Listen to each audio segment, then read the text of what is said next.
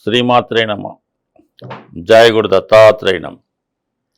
ఈ వీడియోలో మనం ధనుస్సు రాశి వారికి రుజుమార్గంలోకి మారిన శని భగవానుని యొక్క ఫలితాలు ఈ రాశివారి మీద ఏ విధంగా ఉంటాయి అని పరిశీలించినప్పుడు నవంబర్ 25 నుంచి జూలై 22వ తారీఖు వరకు, అంటే 2026వ సంవత్సరం జూలై 22 వరకు సుమారుగా 8 నెలల పాటు డైరెక్ట్గా రుజుమార్గంలో మరి మీనరాశి సంచారం అన్నది మన ధనుసు రాశి వారికి చతుర్థ స్థానంలో అర్ధాష్టమ శని ఫలితాలు సంపూర్ణంగా ఇవ్వడం జరుగుతుంది.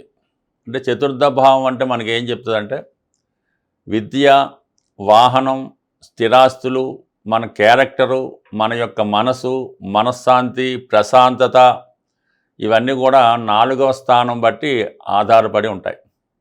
అంటే ఒక విధంగా చంద్రుడు ఇచ్చిన ఫలితాలన్నీ కూడా 4వ భావంలో ఉంటాయి.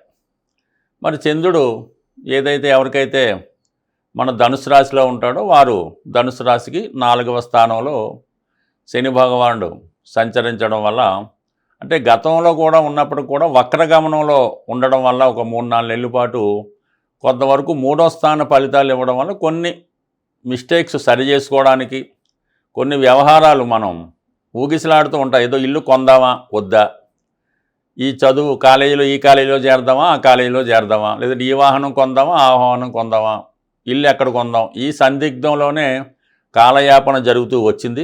ఏది కూడా ఒక స్థిరమైన నిర్ణయం లేకపోవడం, స్థిరమైన ఉద్యోగంలో కూడా ఉండడానికి అంత ఆసక్తి ఉండదు. ఎందుకంటే చతుర్థం దశమాన్ని చూస్తూ ఉంటుంది కాబట్టి ఉద్యోగంలో కూడా స్టెబిలిటీ లేకపోవడం, ఈ ఊగిసలాడడం, ఈ విధంగా మొన్నటి వరకు జరిగింది.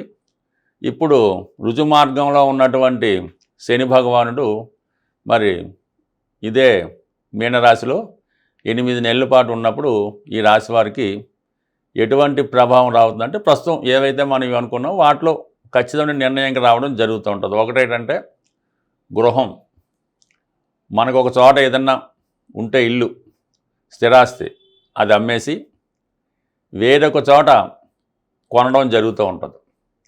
సాధారణంగా ఈ ధనుసు రాశి వారికి పెద్దలు ఇచ్చిన ఆస్తి కానీ మనం సొంతంగా సంపాదించుకున్న ఆస్తి ఏదైతే మన ఊళ్ళో ఉంటుందో అక్కడ మనకి స్థిరాస్తి అన్నది సాధారణంగా ఉండదు. ఒకవేళ ఉన్నా కూడా ఆ స్థిరాస్తిలో మీరు అనుభవించలేకపోతుంటారు, ఇంకా ఎవరో వేరే మీ బంధువులో, తమ్ముళ్ళో, అన్నగారులో వాళ్ళు అనుభవిస్తూ ఉంటారు. దాని మీద మీకు రూపాయి ఆదాయం అయితే ఉండదు. అటువంటి ప్రయత్నంలో మీరు సొంత ప్రాంతంలో కాకుండా అదర్ దెన్ బర్త్ ప్లేస్లో, అంటే మీ తల్లిదండ్రులు ఉన్నటువంటి ఊరిలో కాకుండా వేరే ప్రాంతంలో మీరు గృహం కొనుక్కున్నా, స్థిరాస్తి కొనుక్కున్నా అది మీకు అనుభవంలోకి రావడం జరుగుతూ ఉంటుంది. దాని యొక్క ఆదాయాన్ని కూడా మీరు అనుభవిస్తూ ఉంటారు.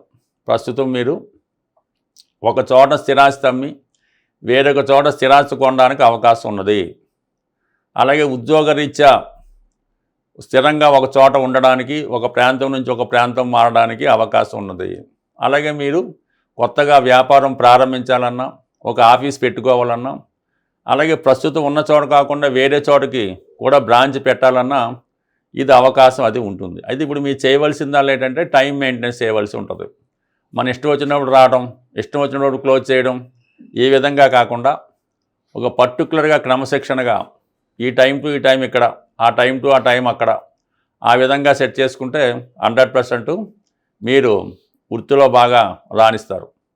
విద్యార్థులు కంపల్సరీగా హాస్టల్లో ఉండి చదువుకోవాలి తప్ప ఇంట్లో ఉండి డే స్కాలర్గా ఉన్నా కూడా ఇబ్బంది అవుతుంది. కాబట్టి కంప్లీట్గా ఎవరైతే ధనుసు రాశి తల్లిదండ్రులు ఉంటారో వారు పీక్గా వాళ్ళ పిల్లల విషయంలో, అంటే ధనుసు రాశిలో ఉన్నటువంటి పిల్లలకి వాళ్ళ తల్లిదండ్రులు కంపల్సరీగా ఏదైనా మంచి హాస్టల్లో చదివిస్తే ఉంచితే వాళ్ళు 100% అనుకున్న దానికన్నా ఎక్కువ ఉత్తీర్ణత చెందే అవకాశం ఉంది.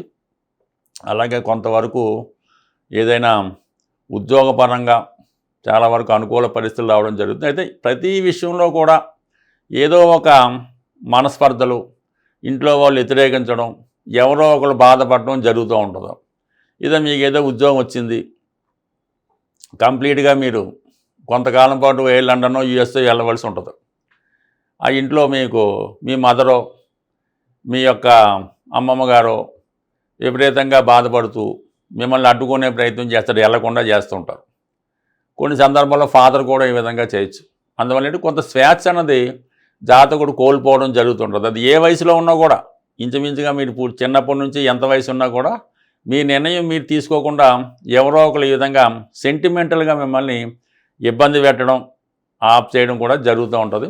సో ఏదైనా ఈ 4వ స్థానంలో ఉన్నటువంటి శని భగవానుడు 6వ స్థానాన్ని వీక్షించడం వల్ల ఇప్పుడు మీరు ఒక స్థిరాస్తి కొనాలన్నా, వాహనం కొనాలన్నా, మీ పిల్లల్ని చదివించాలన్నా ఖచ్చితంగా అప్పు చేయవలసి ఉంటుంది.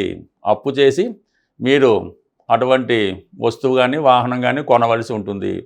కొన్ని సందర్భాల్లో తల్లిగారి ఆరోగ్యం కొరకు హాస్పిటలైజేషన్ కానీ కొంత వైద్య ఖర్చుల కొరకు ఖర్చు పెట్టవలసి ఉంటుంది. అలాగే పాత రుణాలు ఏవైనా ఉంటే అవి తీర్చే ప్రయత్నంలో కూడా స్థిరాస్తి అమ్మవలసి ఉంటుంది. అలాగే దశమాన్ని శని భగవాన్ని వీక్షించడం వలన వృత్తిలో అధిక శ్రమ ఏర్పడుతూ ఉంటుంది. కొంతమంది ఏంటంటే సడన్గా ఉద్యోగం మారడం కూడా జరుగుతూ ఉంటుంది. అలాగే డబుల్ వర్క్ చేయడం కానీ, కొత్తగా మీరు ఒక టీం లీడర్గాను, ఒక మేస్త్రిగాను, ఒక నాయకుడుగాను ఎదిగే అవకాశం ఉంది. మీ కింద కొంతమంది అసిస్టెంట్లుగా పనిచేస్తూ వారితో మీరు పనిచేయించి లాభాన్ని మీరు పొందే విధంగా కూడా కొంతవరకు సహకరిస్తుంటే మిమ్మల్ని ఒక నాయకుడిగా తీర్చిదిద్దుతుంటుంది. అలాగే రాశిని శని వీక్షించడం వల్ల ఇది చాలా వరకు మీ సొంత పనులు ఇతరులతో చేయించుకుంటూ ఉంటారు, మీరు ఇతరుల పనులు చేయిస్తూ ఉంటారు, పనులు వాయిదా వేస్తుంటారు. ప్రతి పనిని మనకు రాకుండా బాగుంది అనిపిస్తూ ఉంటుంది. మనకి లాభం వచ్చిన పనైనా ఇప్పుడు ఎవరు చేస్తారో మనకి రాకుండా ఉంటే బాగుంది అనుకుని ఈ విధంగా చేస్తూ ఉంటారు. కాబట్టి ముందు ఈ శని రాశిని చూడడం వల్ల మిమ్మల్ని మీరు యాక్టివ్గా ఉంటూ కొన్ని పరిహారాలు లాంటివి చేసుకోవడం వల్ల వచ్చిన అవకాశాన్ని మీరు ఉపయోగించుకొని దాని ప్రయోజనం కూడా పొందే అవకాశం ఉంటుంది. ఇది ఖచ్చితంగా మీరు గమనించాలన్నమాట. లగ్నాన్ని శని వీక్షించినప్పుడు పనులు వాయిదా వేస్తుంటాడు, పని చేయడానికి ఇష్టపడ్డాడు, అది దాని నుంచి మీరు బయటపడితే అసలు అర్ధాష్టం శని లేదు, అన్నీ మీకు సక్సెస్ఫుల్గా రావడం జరుగుతూ ఉంటుంది. ఏదైనా జాతకంలో, జన్మ జాతకంలో, గోచార ఫలితాల్లో గ్రహాలు జాతకుడిని ఇబ్బంది పెడుతున్నప్పుడు ఆ గ్రహానికి తగు విధంగా పరిహారం, శాంతులు చేయించుకోవడం జరుగుతూ ఉంటుంది.